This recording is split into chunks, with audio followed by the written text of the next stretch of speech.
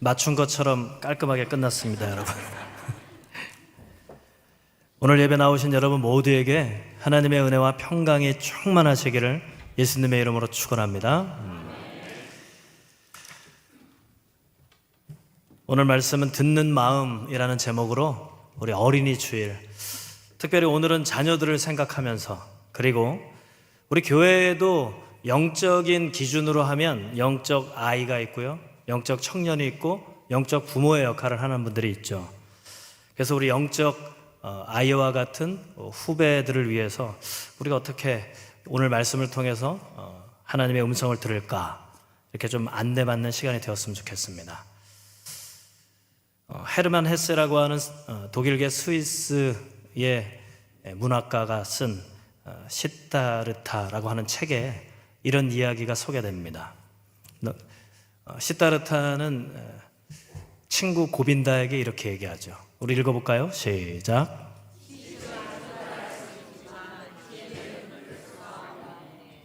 참 맞는 말이죠. 지식은 전달할 수 있지만 지혜는 전달할 수 없다는 거죠. 사실은, 그런데 우리가 자녀들을 위해서, 누군가를 위해서 기도할 때 보면요, 지혜의 문제가 아니라 지식과 같이 전달되는 거를 구해요.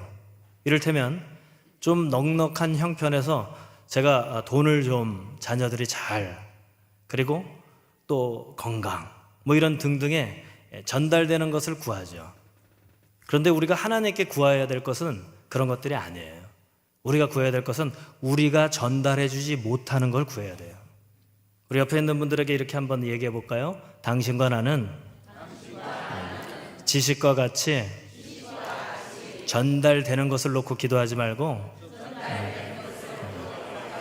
지혜와 같이 불가능한 것을 위해서 기도합시다.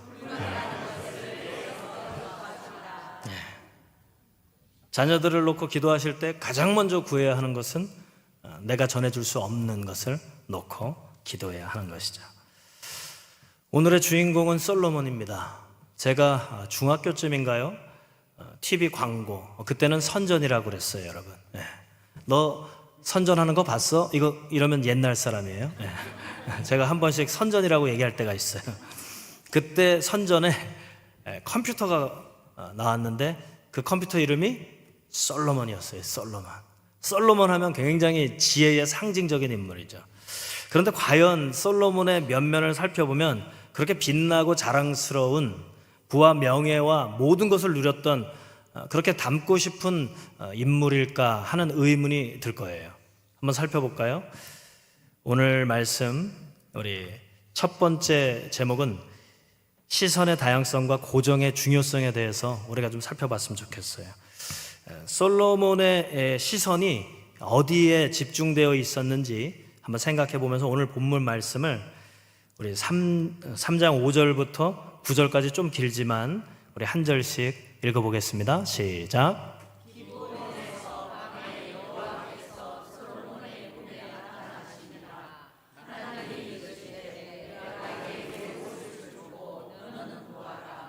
솔로몬이 이르되 주의 종 내 아버지 다윗이 성실과 공의와 정직한 마음으로 주와 함께 주 앞에서 행함으로 주께서 그에게 큰 은혜를 베푸셨고 주께서 또 그를 위하여 이 큰 은혜를 항상 주사 오늘과 같이 그의 자리에 앉을 아들을 그에게 주셨나이다. 나의 하나님 여호와여, 주께서 종의 아버지 다윗을 대신하여 왕이 되게 하였사오나 족은 작은 아이라 출입할 줄을 알지 못하고. 여기까지 멈춰보겠습니다. 어떤 마음이 느껴지세요? 지금 자신을 누구와 비교하고 있습니까? 다윗 왕, 아버지하고. 그 아버지는 정말 전장에서 잔뼈가 굵고 그렇게 큰 여러 가지 우여곡절 끝에 성장하고 성숙했던, 정말 모든 이스라엘 백성들이 추앙하는, 심지어는 지금까지도 이스라엘 국기의 다윗의 별 아닙니까? 그런 아버지에 비하면 자기는 정말 보잘것없다라는 거예요. 우리는 이미 지혜를 얻어서 더 부강하게 된, 더 성공적으로 멋지게 빛나는 인생을 산 솔로몬을 생각하지만 그 이전 상태는요, 정말 아버지에 비하면 아무것도 아닌 거죠. 예를 들면 스포츠 스타의 차범근 아들 차두리, 은퇴식 할 때 아버지의 그림자를 벗어나려고 했는데 벗어나지 못한 것 같아요 하면서 은퇴식 때 눈물을 흘리더라고요. 또 야구로 따지면 또 야구 팬들을 서운할 수 있으니까요. 바람의 아들 이종범인데 이종범의 아들 이정후라고 지금 이제 미국의 샌프란시스코 자이언츠에서 굉장히 잘하고 있어요. 팬들도 많고. 이정후도 그랬다는 거예요. 아버지의 이름을 벗어나기 위해서 죽도록 열심히 했다는 거예요. 그래서 정말로 역전이 됐어요. 그래서 이제는 이종범을 바람의 아들이라고 부르지 않고요, 이정후의 아버지라고 불러요. 참 그늘을 벗어나는 게 쉽지 않습니다, 여러분. 솔로몬에게도 그런 것이 있었어요. 그 위대한 왕 다윗, 자기는 생각해 보세요. 자신의 어머니가 누굽니까? 밧세바, 불륜의 아들이에요. 왕으로 세우기에는 정말 부끄러운 아들 중에 하나였던 거죠. 그런데 다윗이 약속했단 말이죠. 밧세바와 아들을 낳으면 내 후임 왕으로 세울게. 심지어는 솔로몬이 왕이 되기 전에 이복 형들이 왕이 되고 싶어가지고 난리가 한번 났었어요. 마치 이방원 때 왕자의 난처럼. 그렇게 어렵게 정말 하나님의 은혜로 왕이 된 거죠. 그런데 아버지에게는 비교가 되고 사람들의 시선은 곱지 않아요. 너무나도 위축되어 있어요. 자신이 그렇게 위축되다 보니까 그의 시선은 정말 어디에다 둬야 할지를 모를 정도로 점점 좁혀지는 거예요. 그래서 그가 사실은 찾았던 방법이 하나님께만 있지 않았어요. 읽진 않았지만 오늘 1절과 3절을 한번 읽어볼게요. 우리 1절과 3절 읽어볼까요? 시작.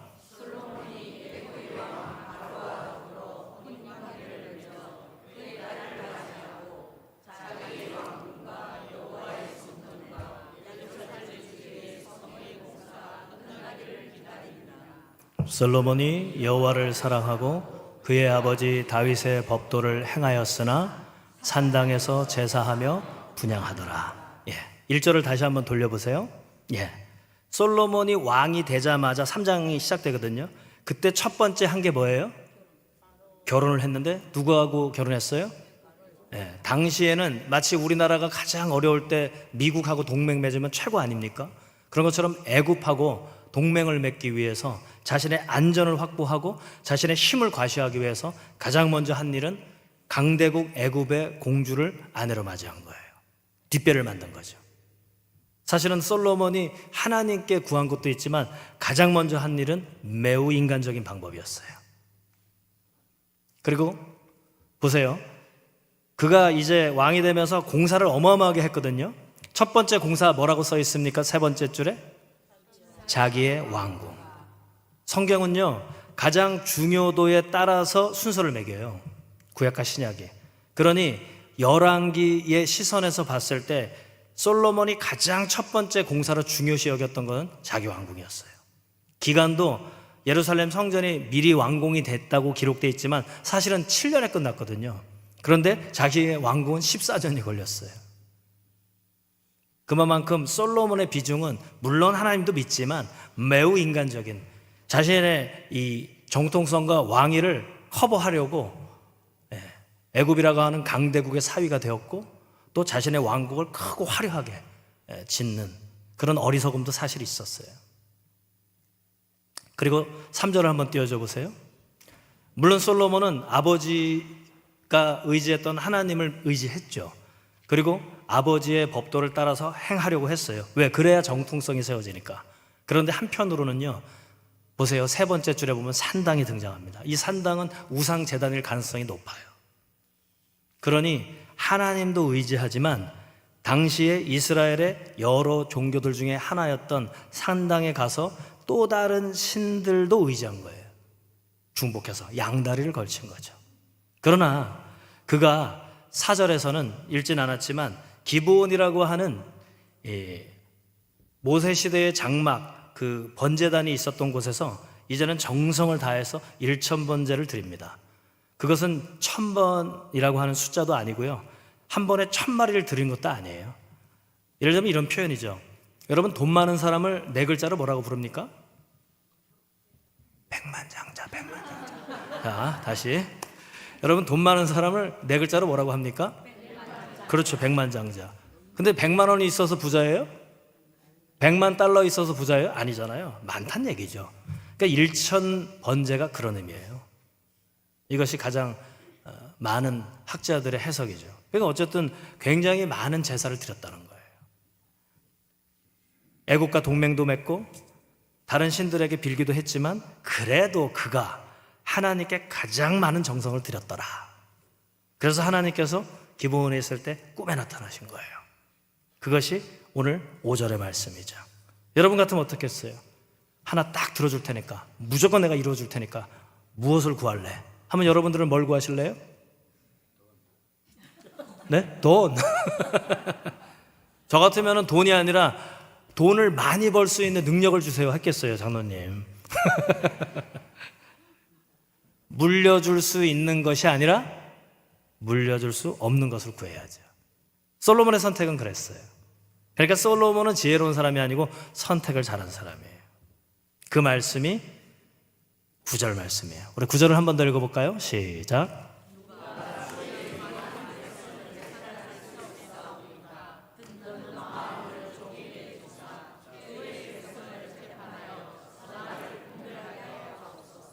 예.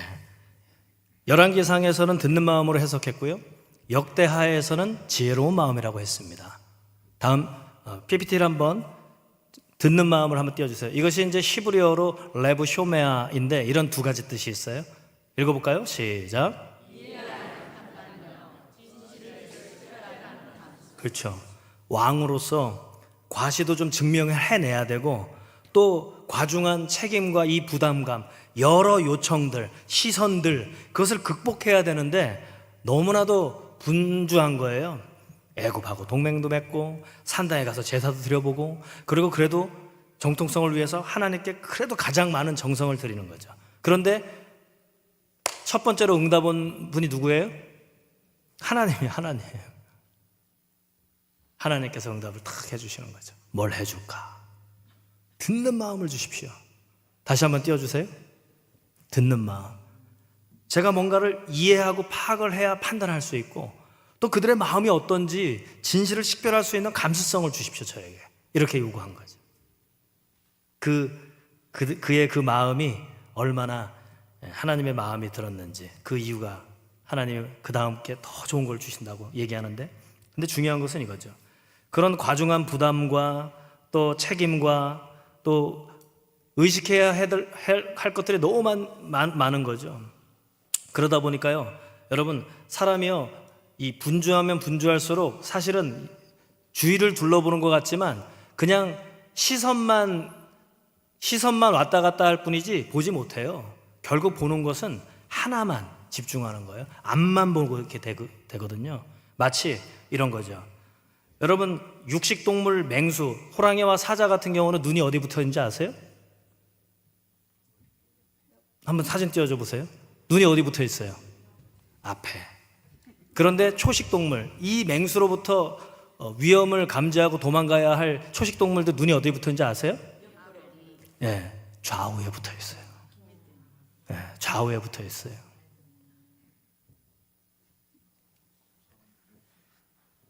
사실은 초식동물들처럼 힘이 없는 사람들, 부담이 많고 여러 가지 요청이 많은 상태에 놓이면요, 주변을 살피는 것 같지만 산만해지면 사람이 단순해져요.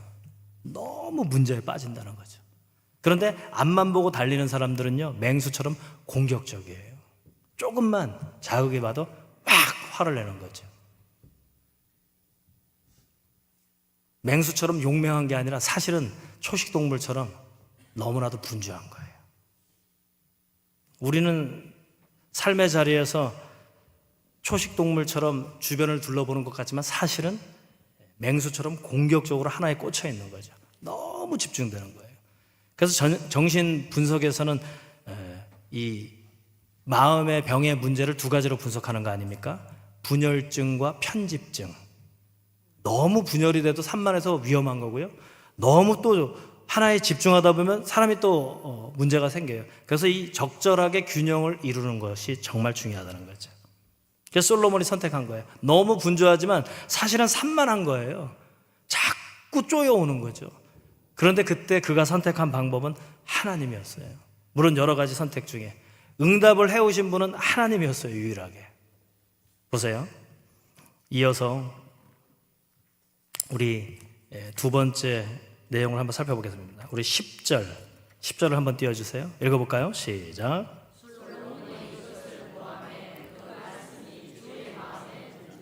하나님이 너무 마음에 든 거예요. 그래서 하나님께서 솔로몬에게 이렇게 응답을 하시는 거죠. 우리 12절, 13절 이어서 읽어볼까요? 시작.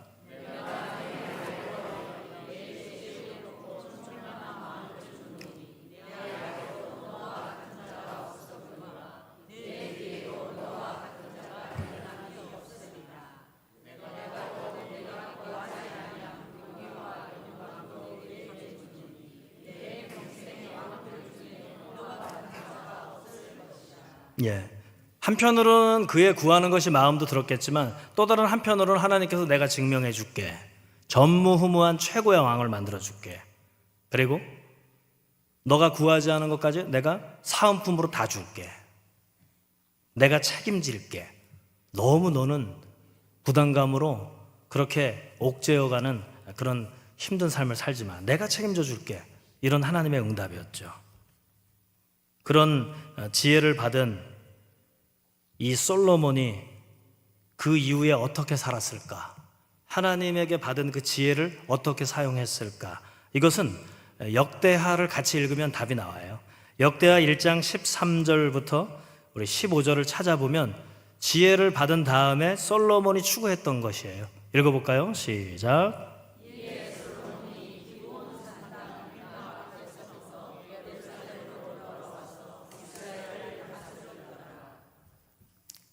다음 장이요? 네, 읽어볼까요? 솔로몬이 병거와 마병을 모으매 병거가 1400대요 마병이 12000명이라 병거성에도 두고 예루살렘 왕에게도 두었으며 왕이 예루살렘에서 은금을 돌같이 흔하게 하고 백향목을 평지에 뽕나무같이 많게 하였더라. 예. 어떻게 보면 성공했다, 부럽다 할 수 있지만 사실은 금기를 깨트렸어요. 제가 너무 길 것 같아서 띄우진 않았지만 모세가 가나안 땅 들어가기 전에 출애굽 2세대들에게 유언처럼 남긴 성경이 신명기잖아요. 신명기 17장 14절부터 20절까지는 세 가지 금기를 해요. 너희들이 이제 가나안 땅에 가면 왕을 세우게 될 텐데 그 왕은 세 가지를 금지해야 돼. 첫 번째, 병마를 늘리지 마. 이것은 물리적인 군사력을 의지하지 말라는 거예요. 하나님을 의지하는 뜻이에요. 두 번째는 아내를 만들지 마. 인간적인 방법으로 주변과 동맹, 인간적인 방법을 쓰지 마. 하나님을 의지해. 그리고 세 번째는 은금, 돈을 쫓지 마.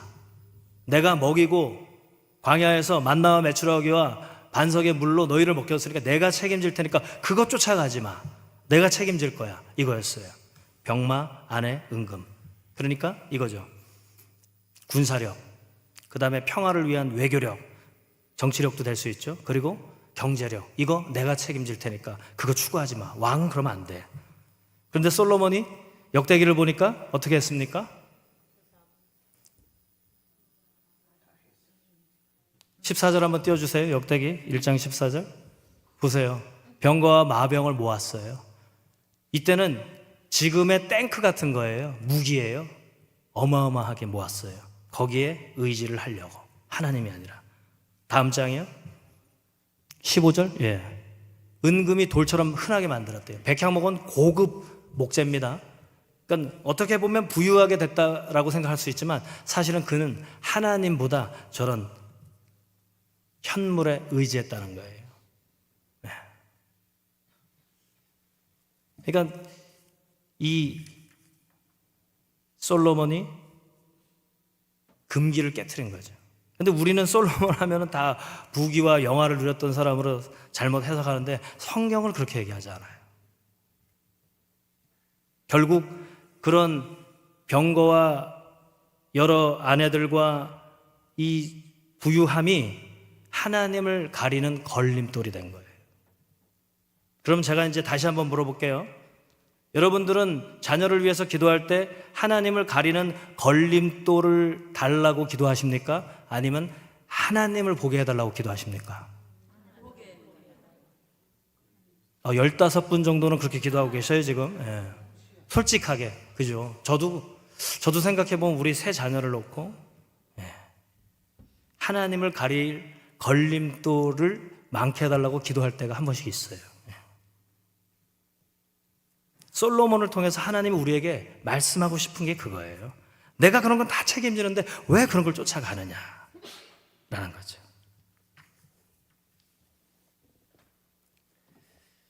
그래서 이후에 이 열왕기 뒤에 말씀을 한번 보세요.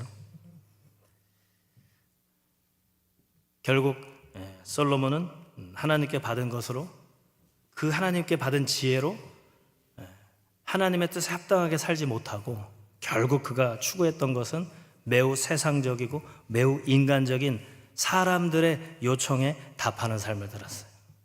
그러니까 하나님의 말씀에 귀를 기울인 삶이 아니라 사람들의 요청에 답하는 삶을 사는 거예요. 처음에는 그것이 사람들에게 인기도 끌고 사람들에게 좋은 평가도 받았겠지만 결국 그런 삶은 점점 하나님으로부터 멀어지는 삶이 된 거죠. 우리 최진석 교수님의 책 중에 인간의 그리는 문이라는 책이 있어요.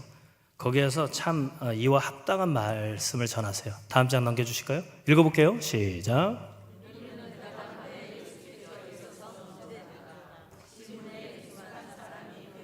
그렇죠. 공부 잘하는 사람은 답을 잘 맞추는 사람이죠. 근데 답을 잘 맞춘다고 해서 인생에 성공하고 인생에 기쁘게 사는 게 아니라는 거예요. 늘 질문하는 거죠. 모든 크고 작은 문제도 하나님께 기도하며 질문하고 하나님이 답을 주시는 대로 따라가고 동행할 때 우리의 인생은요 아주 고정되기도 하지만 다양해질 수 있는 아주 풍부한 삶을 살 수 있어요. 이와 관련해서 플라네르라고 있어요. 발터 베냐민 건축가가 얘기한 이야기인데 한번 띄워주시겠어요? 자, 이런 뜻이 있어요. 읽어볼게요. 시작.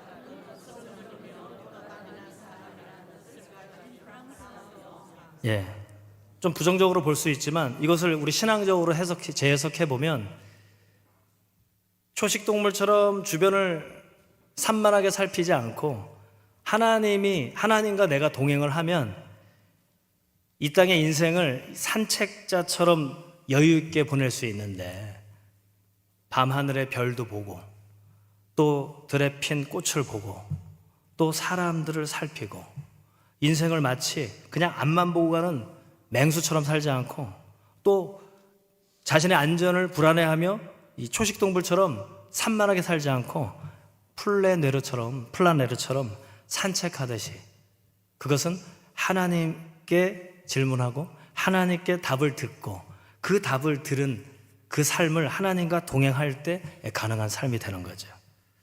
저는 여러분들이 그 삶을 살길 바랍니다. 5분만 그렇게 사실 건가요? 여러분들이 진정한 하나님이 보내주신 인생을 플라네르처럼 정말 산책하듯이 모든 것을 살피며 또 하나님께 고정되며 또 그렇게 아주 풍성한 산책자처럼 여행자처럼 살았으면 좋겠어요. 그것을 여러분들의 자녀들에게 보여주셨으면 좋겠어요. 전달할 수는 없지만 보여줄 수는 있죠. 그리고 그들이 배우겠죠. 나도 아버지처럼 어머니처럼 나도 집사님처럼 권사님처럼 장로님처럼 저렇게 살아야 되겠다. 하나님과 동행하면서 플라네르처럼 이 인생을 하나님과 함께 즐기며 살아야겠다. 꽂히지 않고 다양하게 보면서 이 인생을 정말 지혜로운 플라네르의 삶을 살아야겠다 하게 되겠죠.